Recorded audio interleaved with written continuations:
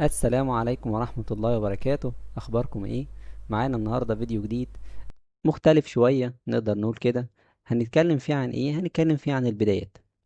البدايات دايما في الحقيقة هي أهم حاجة، هي اللي بترسم الطريق، هي اللي بتحدد إحنا رايحين فين جايين منين، هنكمل صح ولا هنكمل غلط. لو قدرنا نضبط البداية خلاص الطريق إن شاء الله يكون سلس ويكون سهل والدنيا تكون ماشية معانا بشكل كويس جدا. حابين نتكلم النهاردة عن إزاي أذاكر. المفروض الواحد يذاكر ازاي؟ ايه اللي المفروض يعمله؟ سؤال مهم جدا لازم نطرحه على نفسنا في بداية كل حاجة. لو نيجي نبص مثلا على اللغة، فاحنا لو هنذاكر اللغة عندنا بتنقسم لإيه مثلا؟ أفعال وكلمات، هم دول يعتبر نقول عليهم هم الركنين الأساسيين بتوعنا. طيب أنا عشان أتعلم لغة محتاج أحفظ الحاجات دي وبس؟ هل الكلمات والافعال دي كده خلاص انا بقيت بتكلم لغة؟ ولا المفروض يحصل ايه؟ طيب لو انا احفظهم ازاي؟ طب اطبق عليهم ازاي؟ طيب الاستماع، القراءة، الكتابة، الكلام، نعمل الحاجات دي كلها ازاي؟ فتعالوا ناخدهم واحدة واحدة كده، نمشي عليهم تدريجيا. لو بصينا مثلا على القراءة، انا في بداية اللغة بيكون معايا كلمات، بيكون معايا افعال. في المرحلة دي خلينا نقول ان اهم صاحب ليك هي الورقة والقلم. لازم يكون دايما معايا ورقة وقلم، دايما الورقة والقلم هما اللي بيكملوا معايا، هما اللي بيفرقوا جدا في جودة التعلم في مستوى الحفظ بتاعك. فأنا معايا الكلمات بتاعتي، معايا الأفعال بتاعتي مكتوبة قدامي، في معايا الورقة والقلم. محتاج إن أنا أذاكرها، محتاج إن أنا أعرف الكلمة دي معناها إيه، محتاج إن أنا أعرف الفعل ده معناه إيه. تمام. كأني بالظبط ببني بيت، يعني كأني انا لو هبني بيت محتاج ان انا اجهز المكونات الاول. محتاج ان انا يكون عندي مثلا رملة، محتاج يكون عندي زلط، محتاج يكون عندي طوب، اسمنت. فمحتاج يكون المكونات اللي انا هستخدمها جاهزة، وبعد كده نبدأ ان احنا نكون البيت بتاعنا. فانا مثلا عشان ابدأ اكون البيت بتاعنا هنا بقى في اللغة اللي هي الجملة، محتاج يكون عندي فعل ومحتاج يكون عندي كلمة. في شوية حاجات صغيرة بقى هنتعرف عليها بعد كده، نربط بيها المكونات بتاعتنا دي.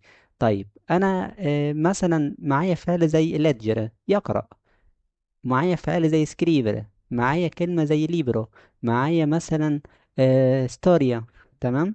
فانا دي المكونات اللي هي قدامي حاليا، فانا اذاكرهم ازاي؟ انا خلاص عرفت معاني كل كلمة لوحدها. هبدأ ان انا من خلال الجراماتيكا، من خلال المضارع او من خلال الزمن اللي انا بتعلمه عشان استخدم بيه، اكون جملة بسيطة باستخدام الحاجات دي. فانا بقول مثلا ايو ليجو un libro، صح؟ انا بقرأ كتاب. هنا لما كونت الجملة دي اكتشفت حاجة جديدة. أنا عارف ليجو وعارف ليبرو، بس أون أول مرة تعدى عليا. فهنا بيكون فايدة التعلم في المرحلة دي وتطبيق النظرية دي هي هدفين بالنسبة لنا شغالين عليهم. أنا بطور الحاجة اللي أنا اوريدي عارفها، وبتعلم حاجة جديدة، بكتشف إن أنا عندي آه، نقص في الجزئية الفلانية وهي أداة النكرة، فبروح أتعلمها، أو اوريدي بكون متعلمها فبفتكرها وبستخدمها وأطبقها. ممكن أستخدم كلمة تانية، ممكن أقول مثلا لابينا القلم، إيو سكريفو كون لابينا، أنا أكتب باستخدام القلم، أنا أستخدم القلم. صح؟ يبقى كده انا احتجت عشان اربط الجمله بتاعتي حرف جر، محتاجت حرف الجر يكون. فعرفت هنا حرف الجر جديد، استخدمته وبقى ثابت معايا. هبدأ ان انا بعد كده اكون الحاجات دي او المكونات دي هتساعدني قدام لما اجي اكون جمله. فانا بشيل، عقلي بيشيل كلمه ويحط مكانها كلمه. فانما الاستراكشر بتاعت الجمله بتاعتي انا عندي، كأن انا مهندس، انا معايا الخريطه اللي انا هرسمها بتاعت البيت. حسب بقى الشخص هو عاوز ايه، عاوز يعمل بلكونة خلاص نروح مزودين البلكونة، عاوز يعمل شباك نشيل البلكونة ونحط شباك. فكده انا معايا الحاجات الاساسية بتاعتي وببدأ اشكل بقى حسب انا عاوز ايه مستقبلا. طيب انا عرفت الكلمات دي، تمام، بس محتاج اضيف، فابدا ابحث واسال اكتر عشان اعرف، عشان ازود الكلمات بتاعتي. فبيكون المصدر بتاعي اما المدرس، اما كتاب، اما اليوتيوب مثلا، او ايا يكن المصدر بتاعي بس يكون كويس. تمام. هبدا ان انا مثلا نقول ايه، ازاي اقول مثلا باكل بالمعلقه؟